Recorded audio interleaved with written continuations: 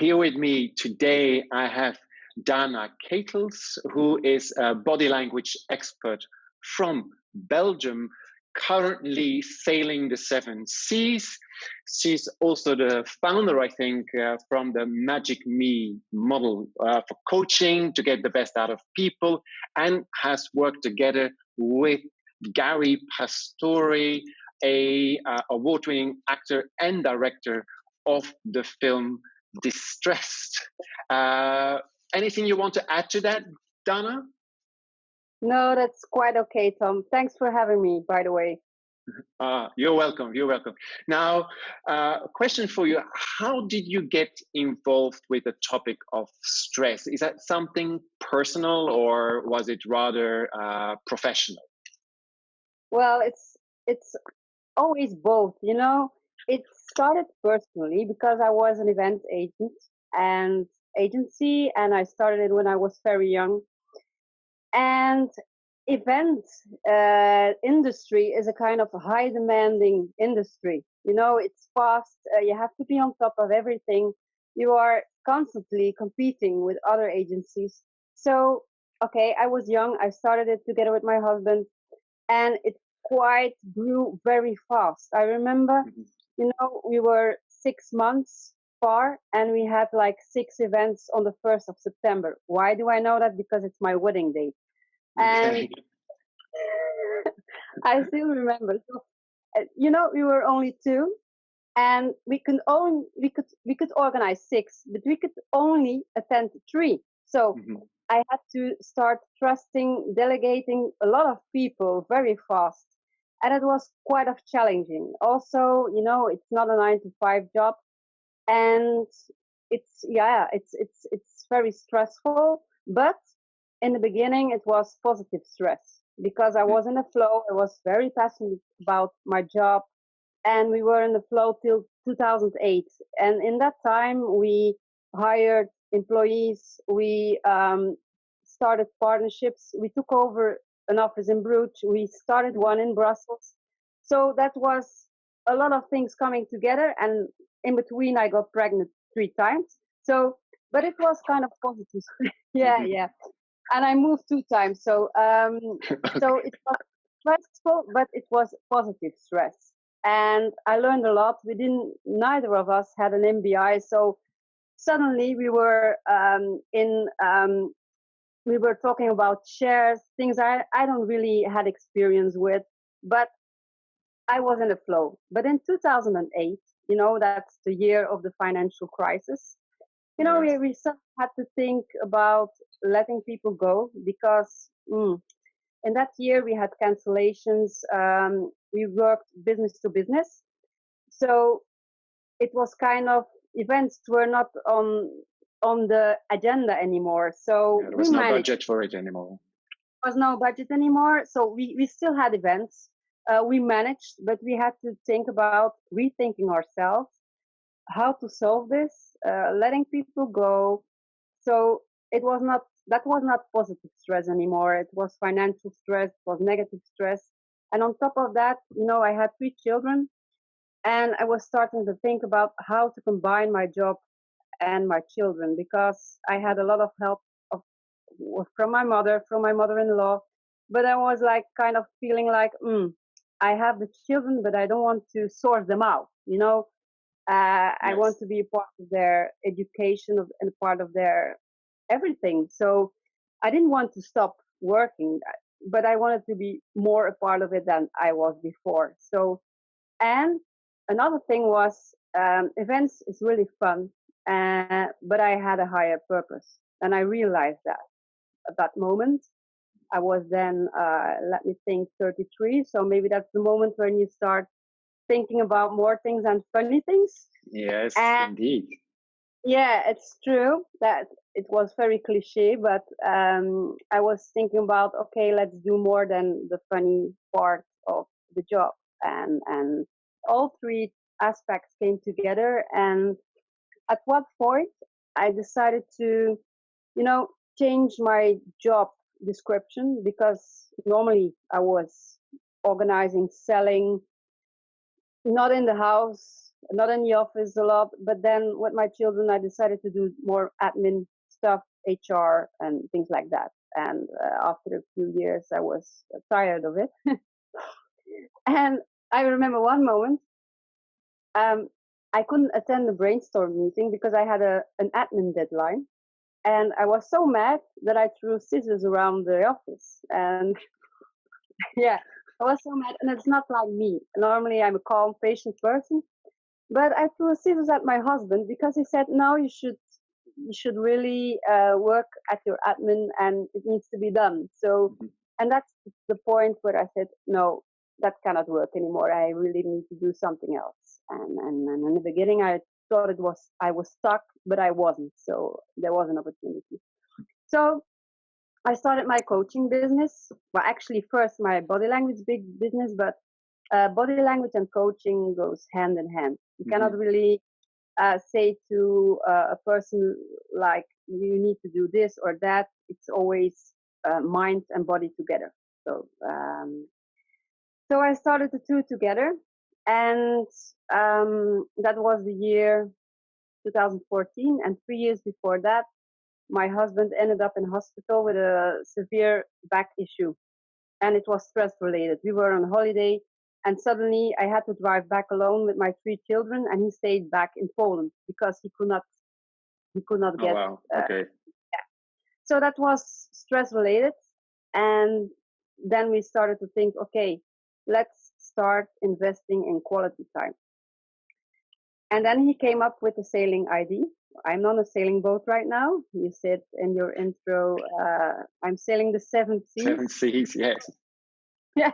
Where so for the people that are watching, where are you at the moment? I'm in Fiji for the moment. Fiji. Wow. Yeah, Fiji. So we started sailing in December. So that's almost a year now, and we'll be ending our journey in New Zealand in January, half of January, and then we fly home and we leave the sailboat here. We sell it. So okay, we came you came up with this idea from quality time back into the family, and then you said, okay, let's do a sailing trip around the world, or let's plan that in anyway. Yeah, so we did that in 2011. So we started to think about it first thing, and said, is that even possible? How can we as a manager disappear from our firm? And I could not even sail a boat, so that was also an issue. And we started to look for boats, and we had a goal, and we had this experience we wanted to share with our children. So it was kind of nice. So that was a change. We had this ID, the sailing ID, and I said, okay, I'm not going to work in the event agency anymore, and I'm going to start with my practice. And during the coaching and the body language coaching, I experienced that a lot of people have stress issues. A lot of people are playing with burnout, can't sleep at night, and all other stress issues. So that's where I met with stress professionally. And I was kind of surprised. People were telling me stories about doctors medicating them.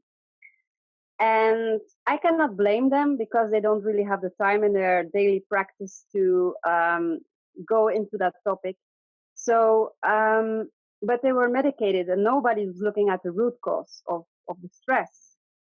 And people were lost. And that's why I organized in 2015 already, this National Stress Awareness Day with speakers, where I hope to inform doctors and professional people about stress and how to. That was like a conference in Ghent, I believe. Yes. So, important parts of that. What you were saying is also that transformation time 33, 35. What I also notice in people is that from until that day, it's still about doing things for other people and having and wanting to have a regard on oneself, and from that moment is from, but what do I really want? And then change their lives and starting to be a little bit more thinking about, who am I and where am I going? And also that, that before can be very stressful, and after making that change of mind, that suddenly you have a little bit, another regard to yourself, and suddenly start to focus on other things. And with it, it's not that the stress is gone, but you're able to deal with stress much better. And it's typical, when you're saying 33, then I think I was starting to smile, because it's like, yeah, once again, I've seen this over the last 10 years as a stress coach as well. It's always like that age, certain ages have certain kind of qualities to them. For those who are with us watching this and are 29, for example, it's also the 29ers are, what have I done? Where am I going? And then that's still a moment where you can change your perspective and your goals. So again, to the watchers, you're sitting in your boat at the moment, somewhere docked in a resort in Fiji. And when you told me that, I was also thinking, but what about that stress? It would stress me out completely. And I worked on a big cruise ship, but that doesn't move so much. I worked for 2.5 years on the Queen Elizabeth II in my 20s. So, but isn't that stressful also to be, okay, it's a boat and it rocks, and not seeing land for so many days? Just shortly, how would you like to, what's your opinion on that? What is your experience? Yeah, well, it is quite stressful because, in the beginning, I could not sail. My husband had some sailing experience, but we never owned an own boat. So that means he sailed along with friends, with skippers. But now suddenly he became an own skipper of his own boat. And I had like a trust. I always trusted him to be the skipper of the boat. But sometimes, you don't know. In the beginning, sometimes you don't know what you're doing. I remember during one of the first sails, we hit the sandbank between Newport and Canterbury. No, Ramsgate. Okay. So that was a stressful moment. And each time, every passage, in the beginning, we sailed for maximum 8 hours. Then we had our first night sail. That was Norway and Denmark. So you're always moving your comfort zone in the sailing. And you cannot really, in the beginning, we thought like, okay, we had a tight schedule. We are organizers, so we had a tight schedule. Okay, we're going to be on holiday for 30 days and we want to see this. Okay, we have a few days extra, but we didn't really follow the wind and nature. We were constantly trying to fight it. And it doesn't work like that. So that gave us stress. And living together in such a small environment gives stress. And but it's positive stress. I still like it. So first you were copying your, let's say, like a sort of life that you had within that small world of a boat, and then with the same like achievements, and then afterwards you probably got more experience than into the flow and letting things more happen than seeking them. Is that what happened? Yes, we were more flexible with timing. We always watch the wind and the weather. But sometimes we were challenging it. Like, okay, we expect a storm like within 1 day. But now we know, okay, we really have to watch out, maybe 1 day, or maybe wait 2 days before we move. Or maybe we have to move now because the weather predictions are changing. So it's like, and again, in stress, when we put that into stress management, of course, you can live in the moment, but that doesn't mean you have not to look out for what is going to happen in the next moment, or or have a plan, or predict what is out there, that it isn't going to influence that moment that you're in. Many people seem to forget, mindful living and in the moment. Yes, that's a word, but it also means that you have to observe, and be aware of something that lies before you, in that future. For example, I have a direction. That's where I want to go to, and that's my vision. That's my dream, and I live in the moment. But I never forget that I have a dream and somewhere that I want to achieve. And still, that goal, I want to get there, is for me very good to handle my stress, because I know that's where I want to go. But at the same time, in the moment, how I get there, it's still following the flow of the experiences that are put in front of me and the challenges that are put in front of me. Yeah? But it's so great, like comparing that story of traveling as you do with how can you deal with your stress in your daily life. Yeah, like looking at that from a sailing boat, you're sailing the world and you're sailing your life. I think that's a way to do stress management. Personally. Actually, when I was sailing, like the longest passage was about 19 days. And when I was sailing, so that was between the Isle of Galapagos and the Marquesas. So when I was sailing 19 days, every day I wrote like small, like experience down. And I linked it to coaching insight. It's linked with sailing. And I noticed that a lot of nature linked issues are also stress issues. And I have them, and that's what I take from this trip. Live more, even more in the moment, and be flexible. We have our goal. We want to reach Australia, but we don't know what exact date or what way, what islands are what islands are going to be in between. We know we want to go to Vanuatu, but we don't know what islands we're going to hit. Yes. So that's flexible, Yeah. It's kind of living in the moment. Yes, indeed. Now, I want to talk a little bit about this film, Distressed. How did you get involved in that? Because we haven't really talked about it yet. So, how did you get involved with Gary Pastore, who will also be interviewed very short, for International Stress Awareness Day? But I want to hear your story.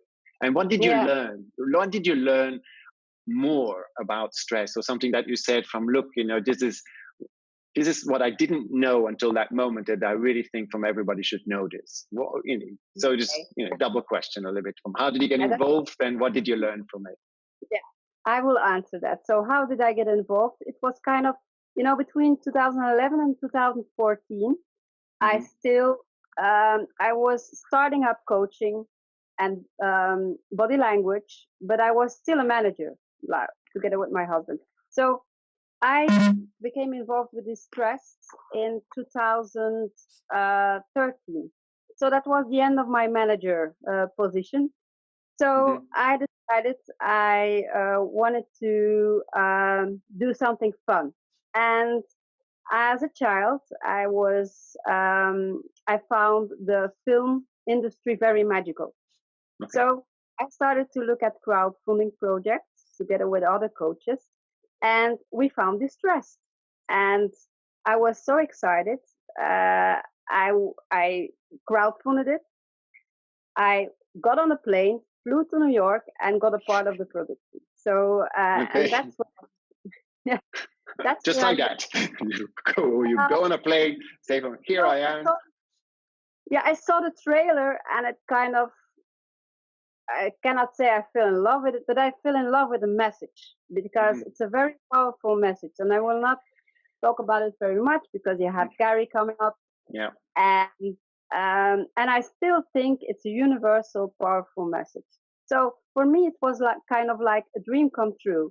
You get involved in a film, and it has a meaning. So two things come together. And because the film needed money, needed funds, I was able to crowd funds, and I was invited to come to New York together with other coaches. We were an international group of 8 coaches, and we had a very good time there. We did some coaching, we did some speaking. One of the main scenes of the film is that Gary is speaking to an audience. Well, you will see. And we were actually speaking to that audience too. So it didn't make the cut, but I'm in the film somewhere. If you find Wally, it's me. But it was a fun time. We got interviewed by radio. We were on stage of the New York Expo. So we had a very good time. And well, the film has a very powerful message. And I kind of clicked with Gary and also Fokker Barson, who is the producer and the director of photography. And we've kind of had the same energy. So that's why I'm still executive producer and promoting it. Excellent. Excellent. Love that. So, okay, so now about the lesson. Was there something during that time working on the film that you learned and, more about stress? Was there something else? Yes. It was kind of, how do you say? It was kind of, I already knew a lot about stress, and what I knew came back in the film, but I had, you see those 10 steps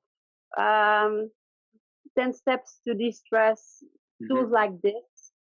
And I kind of learned from the movie that everybody is different. And Gary tried yoga, tried Tai Chi, but it wasn't really his thing. So he found his own way to deal with his stress issue. And that's what I took from it. As a coach, you need to be creative. You need to take time to listen to your client. Of course, I work with a set of tools, and I have them, and I even share some on my website. But you really need to take time to listen to your client, ask the good questions, and come with tools. And you never know which one will work best. So that's what I took from it. Okay, so what is to end this conversation? So would you use that also as the one phrase that we would use for speak up and speak out about stress? So that is the theme of today, and I want you to give one phrase to give with the audience. What would it be? Would it be around that theme of flexibility, or do you have something else to share? Well, it's one phrase: stay close to yourself. Stay close to nature and yourself, because it's also like the sailing. You have to listen to nature, but you have to listen to the nature of yourself. If I have to put it in one phrase, there will always be stress. It's how you deal with it. And listen to yourself. Take time to get to know yourself. Who are you? And what are your values? What are you believing in? What is blocking you? And take time to invest time in yourself. Yes, I so agree. If you do anything in stress management, that's the one where you have to deal with that anxiety and the symptoms that are maybe in the present moment. But as soon as you're looking through that again, the first real question is really about finding who you are, what you're born to be, and finding those talents, because those talents, you're made for that. So whatever stressor comes up and you're fulfilling that purpose, you're made for it as well. You can deal with it. Yes. And I find that such a, again and again, from many different angles now, I'm getting that same message, which I also so much stand behind. Find who you are, what are your values, and start to implement them into your life, because that is one of the greatest stress management basics or foundations that you could give yourself for a very fast, exponentially fast changing world that we're living in at the moment. So it's true. That's what I experienced myself. So Okay, that's a great, love the message because I connect with it so much myself. So if they want, if the watchers want some more information about you, where can they find it? Well, I have a website. It's www.inspire2, and it's TO at the end, so not a 2 or whatever. Okay, .be. TO. Yeah. Okay, .be. I will put that on the end reel anyway, so that people can find it easily. So I want to thank you for inspiring me and for the audience as well for your great story. The conditions were maybe not ideal, because you're on a boat at the moment.